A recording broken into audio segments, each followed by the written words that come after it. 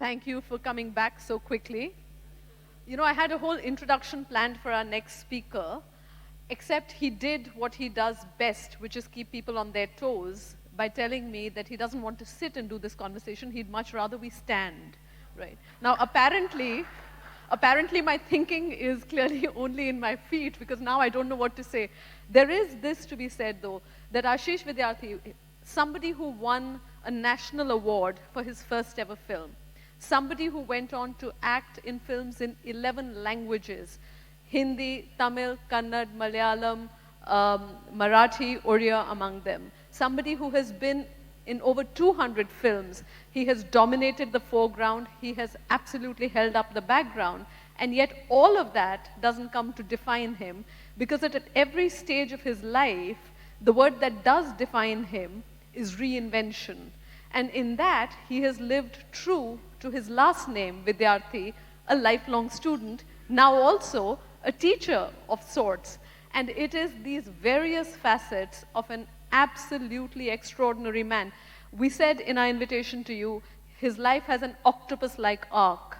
An octopus has 8 arms. I'm not sure Ashish is done with his 8 yet. There might be more to come. But it's a pleasure to invite up on stage for a 45-minute conversation in which I'm glad I didn't wear heels. Thank you, Ashish Vidyarthi. May we have you up on stage.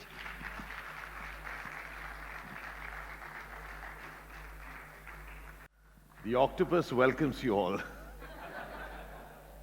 How are you? I'm very well, Ashish, and thank you for being here. Thank you. You know, we started by asking Nafisa, who are you? I have a different question for you. Because one of the things that's hardest to place about you is, where are you from? So typically, so this is a question a whole lot asked if you're in north of India. You know, people are, where are you from? Kahan se ho aap? So typically you used to in Delhi and around, I used to tell them, do you have the time? Because at one end, my mother, Bengali from Rajasthan, my father, Malayali from Kerala. Stumped you on that. And then I was born and brought up at Delhi.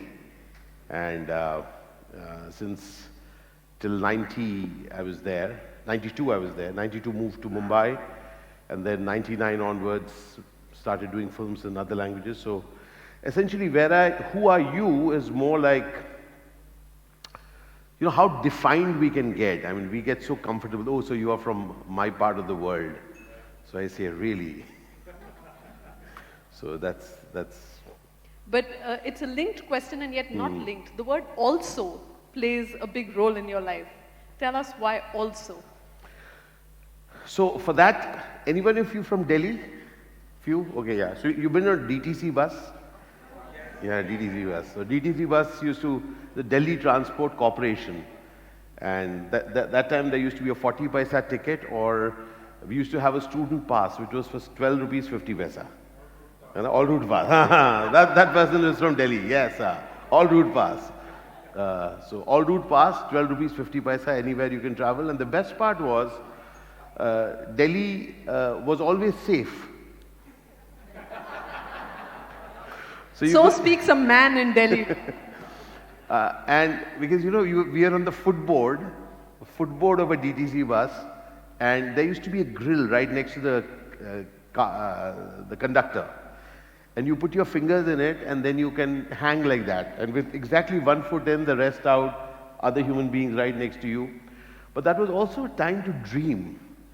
Because A, you can be afraid of death, or you can look forward to a future. So I guess a whole lot of us, even while we are hanging, we used to look at other cars and say, Sale, ek din mere paas bhi gaadi hogi. So I remember one of those times, you know, just hanging on the floorboard, dreaming, looking, I saw this beautiful Tata Steel ad. Do you recall the Tata Steel byline? Anyone? We also make steel. We also make steel. So it's one brilliant piece of copy, but for me it was amazing. Because for the longest, not just where are you from, it's that amazing question a child growing up gets, so what do you want to do? So it was like really, you know, it was it used to infringe on my personal modesty, because here somebody who's not good in math is being asked by learned people whose kids are going to IITs, so beta, what do you want to do? So all that I could think of was that I would say that I want to join the merchant navy. Because, see, you don't get the joke because you're close to the sea. In Delhi, they haven't seen water, forget about sea. We have a river which is Yamuna, which is dry. So merchant navy very far away from people. So they would say, okay. So, at least I would keep these people at bay. So during one of those things, when I saw this, you also make steel in a funny way. Of course, I got this later, but I got that I need not be one thing. And I really wanted to be an actor, but never dared to tell anyone that you wanted to be an actor. This is in the 75s, early 80s, growing up, late 75. When you're not supposed to be an actor, at least not talk about it in Delhi circles. So that also, hum ispat bhi banate hain, we also make steel, really made me realize that I can have many lives, and one of them could be an actor. Did you find acting, or did acting find you? Payal, they're one of these questions. That's a good question. I know. So when you get asked that and you say, that's a good question, you basically are spending time thinking what smart one to answer. So don't know, but so here is a question that I want to ask you. So you know for a fact, right? Actors become actors to enact many roles. We want to live many lives, not just one life. We want to see what other lives and how they are led, right? You know that, right? Lie. One big lie. An actor becomes an actor to feed their family. It's a profession. It's a profession. Nafisa! We are talking of slightly wooden towers. So seriously, as much as one would like to say that one wanted to be an actor to express oneself, growing up in middle-class India, it was my only way of taking care of my parents. As much as I would want to put it under a veneer of my love for arts and stuff like that, definitely my love for that brought me to it. But what made me choose acting as my profession was my absolute need to have an employment, have money to feed my parents who were very old. So I think that's an interesting strand, because it is true that your parents, you said that when you were in class 7, you went to a friend's house and found that his grandparents looked a bit like your parents. Will you tell us a little about that? Good question. So I must be doing something wrong. So very scary, I think I was in class standard 5, and because I was in Shivniketan, a school run by Mrs. Elizabeth Gauba. It was a unique school which was run in Haley Road. And I visited a friend's house and I met his grandparents and I was shocked. They looked exactly like my parents. And I tell you, at that age, whatever that age was, the first thing that came to me was I was scared. Because at that point it hit me that my parents are going to die soon. Your father was in his 50s when you were born. I would imagine. He was born in 1912. My mother was born in 1929. I was born in 1965. I'm 54. Don't hit the calculator. But at that point, the first thought that came to me that my parents are going to die, and like a humanist, I was concerned who's going to take care of me. Honestly, I wanted to be really looked after. So for me, from that point on, life revolved completely around what can I do, to just take care of them, because they're so old, they're retired. By the time I went to college, my father had retired long back, and then my mother was taking on extensions at Kathak, and she was a Kathak guru. Dance Yes, guru. she was a Kathak guru. She was taking extensions, and I felt really horrible. So inside of that feeling horrible and then wanting to be an actor, knowing that math did not work for me, I had to give up science. I got 12 out of 100 in math. thanks to Welcome to Algebra. Imagine. Can you believe it? They call me to Algebra after 12 out of 100. But I think it's kept the gene. My son, who's 19 day before, he's studying computer science at Berkeley. I mean, he talks math. I just sit in front of his laptop and say, "What do you see?" He says, "Numbers." I say, "Sure, really." There's some things which I can't understand, but I think it's kept a generation. So you did say, and I just want to stay with your growing years a bit, you said that when you went to college, which is I think Hindu college in Delhi, Yes. you said Hindu college taught you life. So it clearly, you studied history. I don't know how much history you learned, but you said it did teach you life. What did you mean by that? So Delhi University at that point was it was a potpourri of ideas and people. So, and then my life, I used to do theatre in Mandi House with a group called Sambhav, which was NSD graduates who had started that group. So early morning used to be Hindu college. My classes in history, I used to love very interesting conversations. Afternoons used to be symposia at D School. Delhi School of Economics was right next to it. There was law faculty.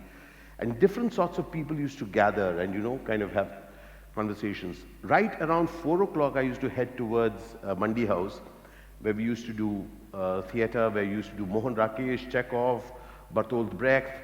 Those kind of worlds were available. And evening, right after rehearsals ended, we got back into hostel to talk spirit, the kind of spirit that you're ingesting there. It was slightly cheaper than that. It was red in color.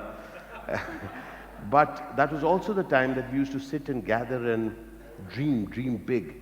Vishal Bhardwaj was my batchmate, and we used to sit down, not just him, there were so many others. We'd just sit down and sing songs, get drunk, weave dreams, make promises, huge promises to each other. It's like amazing. It was a world of dreams, and early morning again, it used to be back to, so there used to be many lives there.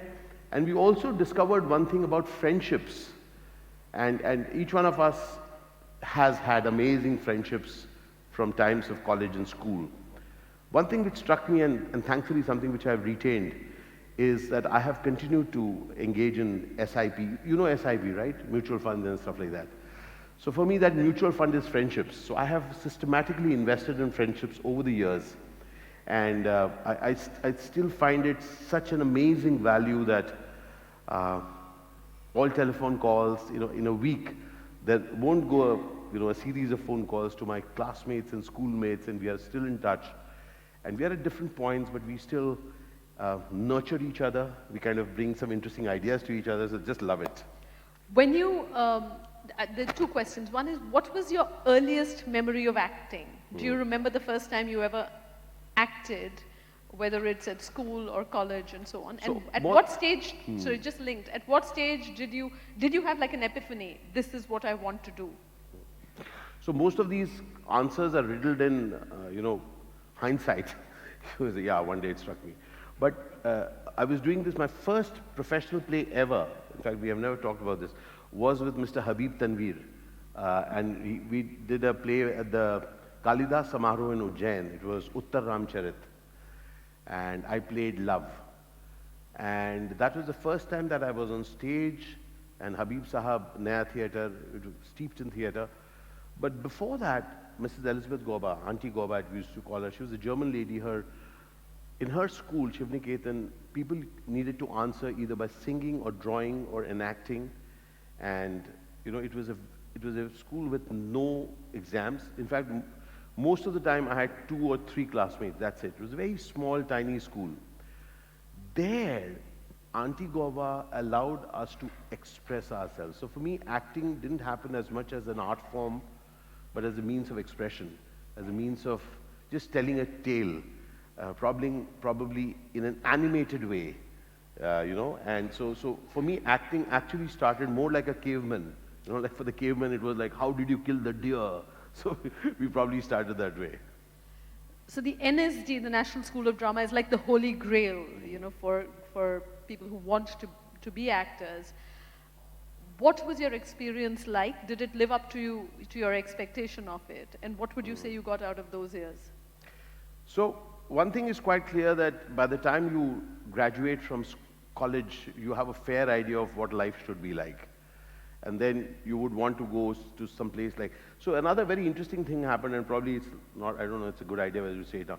So even while I was doing theater during college, Hindu college, and Hindu was a place where, people expressed their opinions, and when they were asked, give your opinion, we used to give our opinion. So post my plays, my theater plays and shows, as all democratic institutions, theater groups also used to ask, so give us your feedback. Except they used to do it after an evening of drinks. So, which was good news for me because I used to love my drink, but except that I couldn't hold it. So they would ask me, what is your feedback? And I would give it. Invariably, for some reason or the other, that's why I'm saying I couldn't hold my drink, because I couldn't hold my ideas. Third or the fourth day after each production, after each evening, I used to be thrown out of the group. So very early on, I discovered that these people may ask for your opinion, but don't give it. You also discovered that ideas are dangerous. Absolutely. We'll come back to ideas. Yeah, so you don't give your opinion. So post that, when I joined the National School of Drama, National School of Drama was truly a place we all wanted to go. But just as in life, the moment you enter a place that you always wanted to go, you start finding faults with it. So it soon happened, because National School of Drama is known for not just theater actors and wonderful actors, but also the strikes that we have. So the moment we got in, within 6 months, we found that same library that we always wanted to visit as not good enough. The canteen was pathetic, staff was not up to it, faculty could have been better. And for me, something very interesting that my father said really held me in stead there. And he said, not in so many words, but have shared me, that as we go through life, there are these jagged edges of life. And how will it be if you can allow those jagged edges to make a mark on us? And at that point, it was this history student suddenly got, and social formations was a very interesting topic for me in history. What I got was that either I have a choice to strike from in the 6th month and try and create a revolution to probably what I think improve National School of Drama, or can I make use of these amazing jagged edges which somebody is saying are not perfect and allow them to embed me, cut me in ways that they bring out something in me. And for me, Payal, that's been the leitmotif of my life. I find interesting edges in different places, and rather than distance myself ongoingly from them, I try and allow them to leave their mark on me. And what I am, who I am, is a product of those imperfect places that I've been to. And I don't know if it's making sense. And yet one would argue that in fact, when you decided you wanted to act in films, and I'd love to know what from theater, why cinema, but also you had what can only be called a dream debut, because your first film, Drohkal, won you the national award. Now that sounds like the holy grail of acting. Did it turn out to be the holy grail? Well, as I said, that Delhi, we used to do theater in Delhi post National School of Drama, and then before Drohkal, an interesting film called Sardar happened. That was directed by Ketan Mehta, and yes, but it got released much later, and that is where Suhasini Mule cast me in that film as VP Menon. And that was the first time, so you also realize certain things. So when you're in theater, you're steeped in it, you want to do anything for it. So they said that, VP Menon doesn't have hair here and it's just hair here. So I said, great. He said, do you want to wear a wig? I said, no way. So he says that, look, we'll finish the shooting in 15 days. Are you ready to shave your hair? I said, of course. So Delhi 80s, I decided that I will just shave my hair off from here and keep the rest of it here. Because I could see the future as an actor. 15 days I'm going to do this. People are going to ask me for 15 days, why are you doing this? I'll tell them it's for a film. That fantastic thing. So we went down to Ashoka Hotel. First time they were to me a 5-star hotel. I go to the barber shop, the salon. Ashoka Hotel, I sit there. And they're showing the photograph, and the makeup person is asking, ऐसे बाल काटना है and you know ऐसे करे काटना है ये type का. That guy also looks at me. I'm looking at the mirror, and then I'm suddenly thinking, they have told me 15 days, but somebody has told me that films take years to make. I said, that's right. He never told me that 15 days is going to be over in the next 1 month. So I now am scared. I said, now I have committed. Now I'm going to remove the hair. I just imagined myself at the same DTC bus standing like that at the floorboard, trying, you know, with my hair like that. Oye, kya kar raha hai main? You know, people shouting. I said, I can't allow it. So I asked the makeup person, the in charge, I said, sir, aap baithiye aaram se main karwata hu. So as they started doing it, I asked him to keep reducing from one side. Nahi, aur niche karo, aur niche karo, aur niche karo, aur niche karo, till it became a wedge. Then I called him. And then he said, अरे ज़्यादा छोटा हो गया. मैंने कहा यार बोला था ना इतना छोटा क्यों किया? So I said, I told you not to reduce it so much. Why did you do it? But he kept saying, but you, आपने तो कहा था you. I said नहीं नहीं ऐसा मत करो. So then we agreed and we removed the hair totally. So I survived. I survived a year and a half with shaven head. And that itself is quite a lot in North India, because in North India, when you shave head, that means you've lost somebody very close to you. So I still remember at DTC bus, somebody would walk up to me and say, and I would also say, why break a myth here? At least people would laugh at you. Do you remember the moment when you were informed that you'd won the national award? So the national award happened years later. 92, I was in Bombay, and then 93, we had completed Drohkal. Drohkal was my first release, and national award happened. You can imagine what a national award is. Life is set after that. So I was in Filmalaya studio. I got a call. They had a common phone. They said, Ashish, you won the national award. So I called up Govindji. I said, Govindji, got the news. Acha, suno, go to mainland China. There used to be one mainland China and Andheri East. He says, go and we'll have a celebratory party today. Go and book the place. I said, okay. I put the phone down. Now I go, I remove my makeup, pack up, I start my bike, and I'm thinking, I don't have any money. How am I going to what? So I kind of reach Andheri East. I reach Andheri, I pick up my friend on the way, and then I sit with him, and he says, kya karna hai? Maine kaha ki, he's asked me to book this place. Now what do I do? He says, listen, you'll be Govindji, you, the cameraman, and one more actor. So we'll book 2 tables. I said, good idea. So we went to the and we booked 2 tables. I said, those 2 tables, we'll do it, and tell me what rate you want to work out, I'll pay you. By that time, Govindji walked in. And Govindji, so he used to, jagah ho gaya. I said, Govindji, wo kiya. What do you mean these 2? Yeah, this entire area ours. Now I'm thinking, what entire area is ours. Now slowly people started coming in, everybody whom we know of in that film and in the industry, they're coming in, they're hugging me, and they're ordering drinks. So they walk up to Ashish, what are you drinking? I said, today gala wala khora kharab. I'm just taking warm water. I'm not even taking lime water. There's some stuff. I'm adding some lime to it. I said, just dust. So I'm taking, and they are ordering. I would have wanted. I said that listen, get some, chicken. They are ordering prawns. And imagine those golden fried prawns and then honey dipped things. And Govindji saying, Ashish, I hope you're enjoying. I said, Govindji, really enjoying.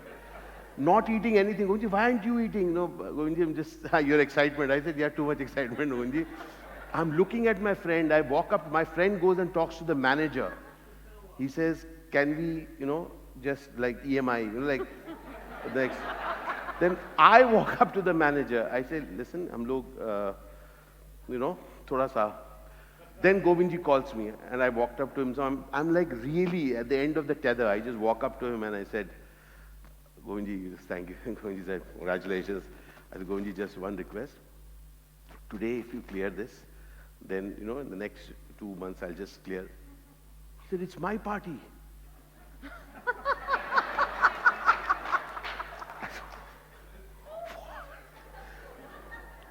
हाँ आशीष हाँ एक second और prawns ला और whisky ला oh I sat down I kind of gosh those prawns I ate prawns which I would never eat with my money. I never had enough. I never went to a mainland China. So what I want to share with you, Payal, and thanks for bringing up this painful episode in my life in front of these people. Drinks are on us tonight. So the point for us to get, and I've always been sensitive about it, is that happiness exists for all of us in ways that we understand it. Many a times we don't understand what could happiness mean for somebody else. And yeah, it's a funny thing. So that day, which could have been one of my, and it truly is one of my biggest, I know it was one of the scariest evenings when you know that you don't have the money to pay to celebrate what you have earned, So it's life throws its funny things at you, and so that's how it is for each one of us, I'm sure. Yeah. In what way, Ashish, did that episode or that understanding shape your future choices? That understanding that you may have achieved what seems like a pinnacle with your first movie, Sure. but that it doesn't necessarily equip you to do everything that matters. Sure. And that's when we say, welcome to the real world, that at one end is the stuff that you really are inspired by. At the other end is the stuff that people are ready to pay you for. And when you, so Nafisa, what I meant is that even later on as an actor, when you're a professional actor, when somebody say, I loved your role, huh? I didn't love that role. Both the roles turn out to be lunch, breakfast, dinner for us. Some people will say, hey, I love that. Why did you do that film? Then you have to tell them, no, they were forced me to do that. Definitely not. They paid you the money for it. So all of us, especially we actors and we artists, we tend to put ourselves and we allow others to put ourselves onto a pedestal. That we only do the right things, only do the things that inspire us. You are allowed to do mundane stuff which make you rich. We should only be do choice things and remain talented but poor. So as a professional actor, one of the things that you realize is that you'll have to bite the bullet. There's an interesting thing you say that Amrish Puri said to you about this. Yeah. So that was really, so that was the other thing that, like when you're doing film after film, which is, if not pathetic, it's very pathetic. When they begin a narration and you know what the role is. You just check with them, so how am I going to die in this film? No, seriously, I mean, like, jokes apart, when some people ask me, how are you? So in Hindi I reply, mar ke ji raha hu, which in English means I'm dying each day to live. Because being, somebody who's done so many villain roles, of my 230 plus films, I must have done 190 or 195 villain roles. Most of them I'm dying. So it's been a choice of which way am I dying. So each time somebody comes to my house, they say, I love this painting. I say, that death. That AC, that death, that death, that death. So, through each death, that bullet that you took or the stab that you got. But on a different note, when you're doing those roles, each day the similar kind of dialogues, and how many shades can your khaki be? A corrupt police wala. Sir, this is different. You are now a corrupt ACP. You're not a corrupt inspector. This time you're a corrupt politician, sir. But how many shades of khadi do you have? So, when you're day in and day out, and then you wanted to be an actor, you wanted to do many roles, remember? And you're getting, so one day I walked up to Amrish Puri, and and he's really a genial human being. And I told him, I said, Amrish ji, it feels like somebody's pulling me over a tarred road. The skin keeps coming out. And in the truest tradition of a person who will explain to you about life, he said, oh, aadat pad jayegi. You will get used to it. So, teachings come to you in various forms, and the only thing that matters, I think, for each one of us, especially actors, is that we tend to keep ourselves agitated. And when you're agitated, you really want to create new avenues from you inside of your agitation, not because of your, relax, we have done it. You said that you were liberated by a particular director or reading out a particular script that was just another version of the corrupt police officer. What did that liberation look like? What did it free you to do? So there's a backstory to it, and So as I said that I'm from Delhi, right? In Delhi, growing up in the 80s, Delhi, frankly, people speak their minds. People don't hold themselves back.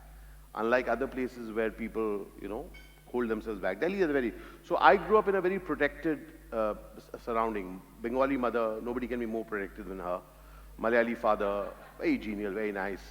I used to be called Ashish. Ashish is my name. And at home, my ma, Baba used to call me Betu. Really taken care of. But the moment I stepped out of home in Delhi, people freely used to call me, "Oh, Kalu." Now, Kalu is a reference, you may have noticed, reference to the skin tone that I have. Now in Delhi, you people may wince here, but it's completely okay with Delhiites. Delhi, we refer to people by the way they look. "Oye Kalu, oye Chotu, oye Lambu, oye Mote, oye Tunde," we have no problem.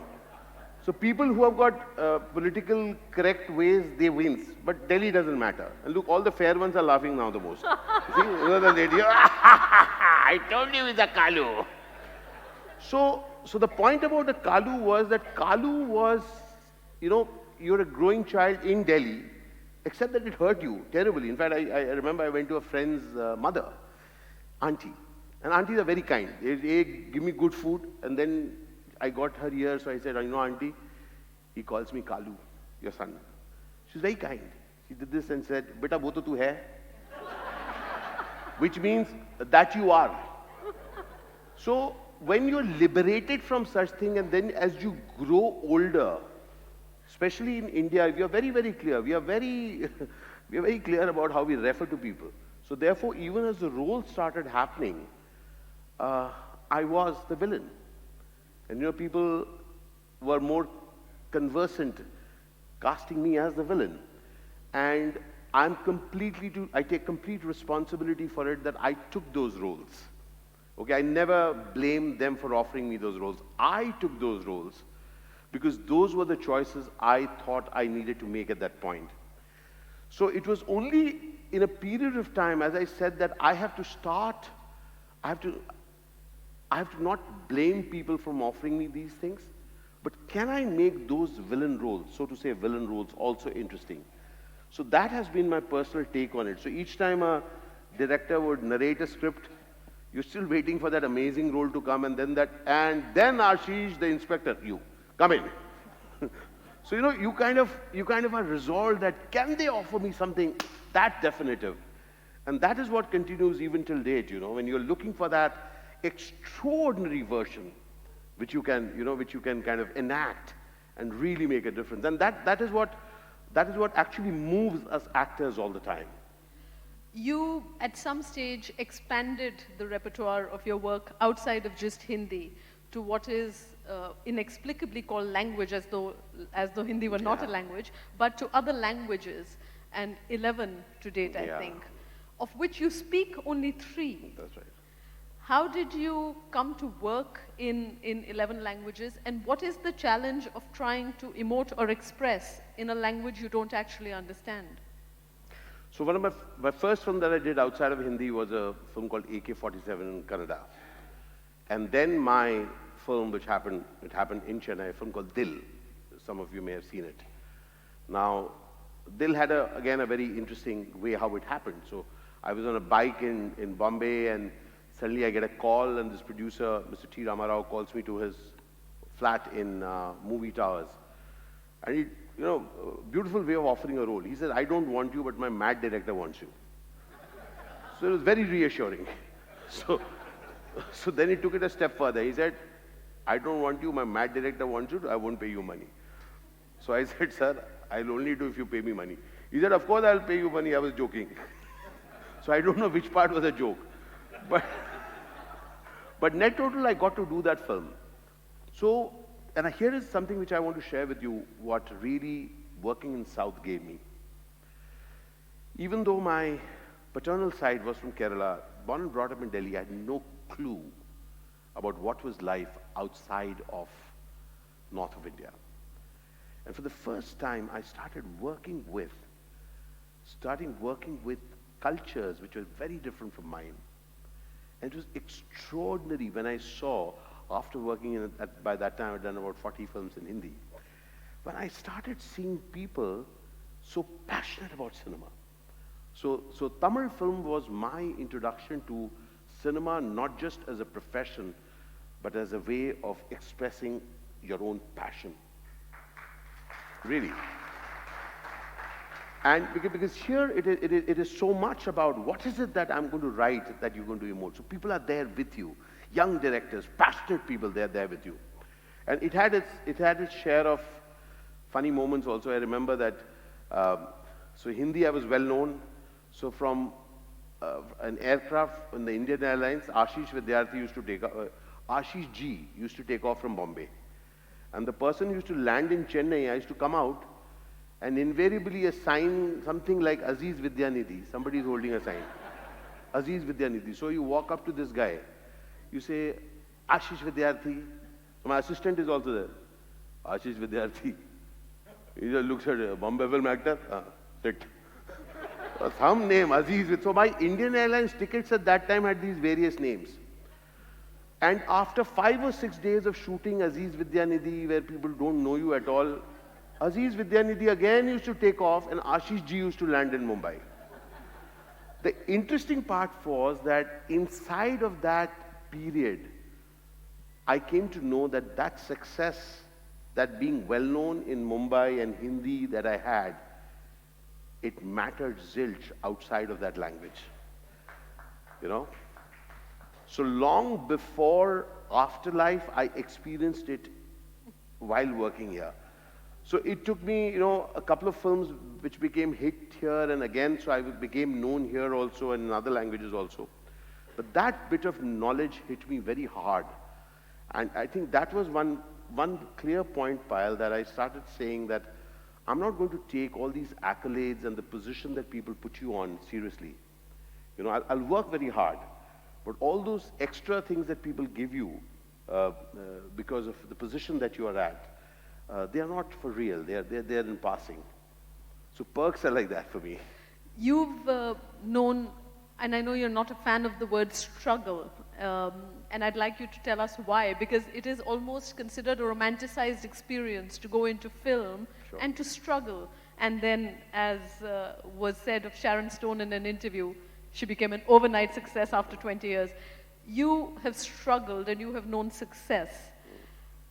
But you seem to have taken more lessons out of success, which is unusual. Mm-hmm. Tell us the lessons that success has taught you that struggling or failure didn't. So for me, my issue with the use of the word struggle is it just romanticizes yourself, and you yourself are left with a heavy, heavy heart. How your struggle days, struggle chal raha hai. It just kind of, pulls you down. Success for me is similarly a thing which is, they're just points of time. One of the things that did strike me is that when someone is successful, there is a reason for it. So I don't argue with people about why anyone is successful. One thing is quite clear, and here's a question that I want to ask you. Have you heard of the ninjas? The ninja? What comes to your mind if we say ninja? Swift. What else? Warrior. What else? They move in the dark, they're stealthy, they're swift. You can't see them, right? All these come to your mind? For no one, a very key word, it doesn't come up. It is practice.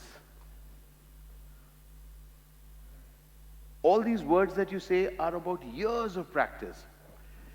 And that's the most phenomenal thing about a ninja. When you look at the ninja, you appreciate his stealth, his ability to strike fast, move in darkness, etc. Because they are in celebration of their practice. And I think that's the same, which should be true for an actor. Because each one of us are putting years, because it's our pleasure, it's an honor for each one of us, of the riyaz that we have put in, the years that we have put in. And in fact, the one that you was referring was, Barry Norman was interviewing Sharon Stone after the success of Basic Instinct. And his opening question was amazing. He said, so Sharon, after the years in the films, I'm not getting it right, but I'm just telling you the sense of it. He said, so Sharon, after 11 years and 14 films, finally you are an overnight success. Because people don't care. People, and that's exactly how an actor should also be looking at. Because if we keep telling people, regaling people about our story that, yeah, I went through this, went through that. Good for you, yeah. So my acting guru, Pandit Satyadev Dubey, had a wonderful thing to share with me, and he kind of said, that let the audience get wowed by the magic. As an actor, we have to continuously remember that we are nuts and bolts. It's our years of practice, how we put things together, and we put it beautifully, and that's our expertise. So therefore, I love to share with people about the extraordinariness that is available to each one of us when we are working hard at our prowess, what we are amazing, what we really want to be amazing at. And I think the same goes for acting, so it should not be conversations about, struggle or stuff that oh gosh, we went through all that. Good for you.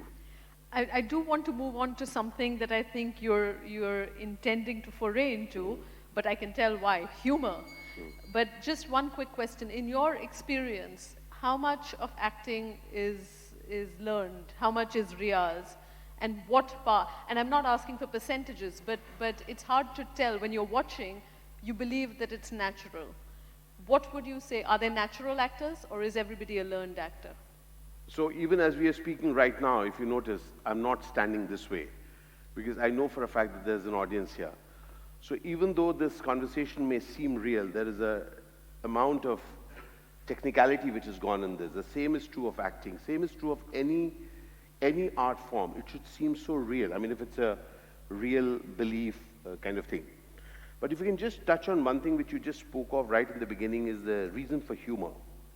And I want to share something very interesting. This is something which is very close to acting, which I think is also very close to each one of us. Isn't it true that we all go through a lot of stuff in life which we don't like?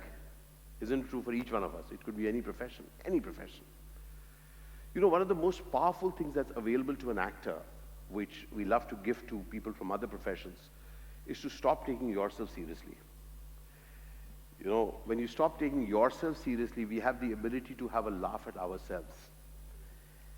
And that ability, more and more we lose as we become even slightly successful. When we don't laugh at jokes on us, we laugh at jokes on others. And that ability of an actor, the actor has the ability to take a fall in front of people and allow them to laugh, because we don't care. Do you know that? Actors don't care. I mean, if you laugh at us, we love it. Because once we get over that fear of what will they say, then the entire world is available to us.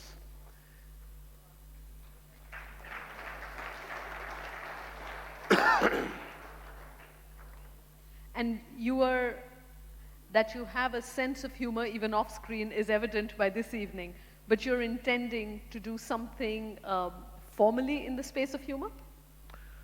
Well, over the last 6 years, we've been doing a lot of conversations with organizations. So one does not just motivational talks, but we also do workshops with organizations, letting them see facets of life, which have remained hidden. And one of the things that I'm working on right now, it's something which I used to hear in school. People don't talk about it now, but still. It used to be, stand up, Ashish. Stand up. So we are creating something called Stand Up, Ashish, in which we will allow people to say that if any one of us just stands up, the moment we stand up, we are identified. And immediately people start looking at you. And people start evaluating you. Isn't it true? So anyone here who likes to be evaluated and judged? Is there anyone here? Yes or no? Okay, who's that one person? We'll start evaluating him.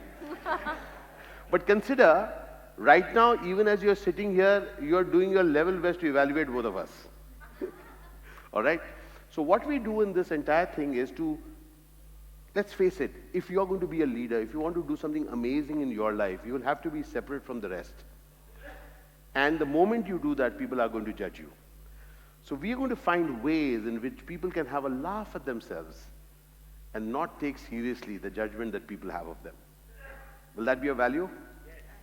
And that's a lead-in to my question as to your newest, I will not say final avatar, because clearly there is no final avatar, but your newest avatar is as a motivational speaker, and that word is often misunderstood. How did you come to occupy that space, and what does it mean for you? Payal, I'm very clear that each one of us who's alive, one thing which we really want other than oxygen is hope. You know, it's just that something that wakes us up in the morning. And that amazing tale that Nafisa shared. Consider each one of us is moribund. We get trapped, we get caught. Not only do we get caught in what we want to do, we also get caught up with what people have said who you are. Oh, so you're an engineer, oh, you're a photographer, okay, you are this, you're that. And that's it. And people also want to not just put you in a frame, even each one of us has put ourselves in a frame. So we have hugely limited our options in our own life. Just imagine. The British have left, but we haven't got that independence to do what we want. And then what we want to do is then we liberate. Bahut ho gaya, enough. But not needed. What we do and what I've discovered is that if there is this one life, and if in that one life, if we can get options for ourselves, is if we can actually see that we can do many things that interest us, which inspire us, which are scary for us. You know, if we can go for it. And that is what I tend to do with my workshops and my talks at Avid Minor, where I share with them that if there is one life, which there is, unless there are cats, unless we are cats, and if there is that one life, and if we can play many roles in that life, not only does it add to the facets that we live our life with, but it also adds to the energy of the environment we are in.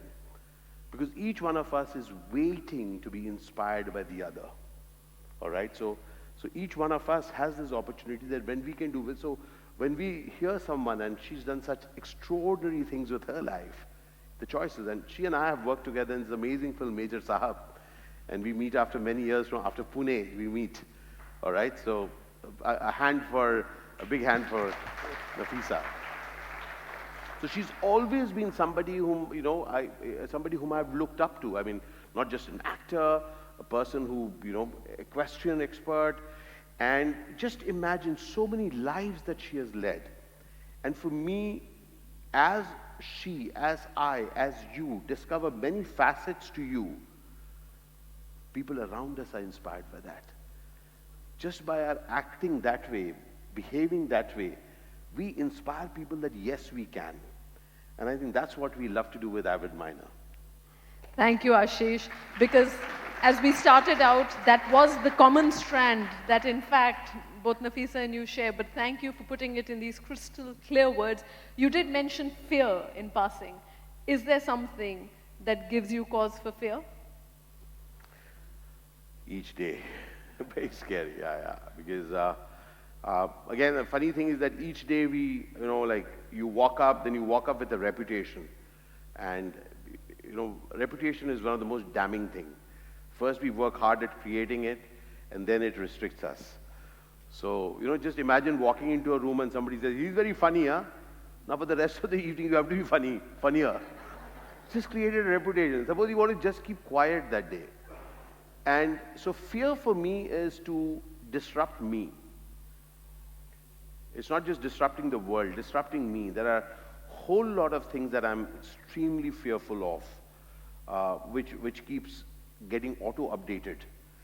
And much like life, forget about fear. You know what interests me? I want to share about that. What interests me is diving into the unknown.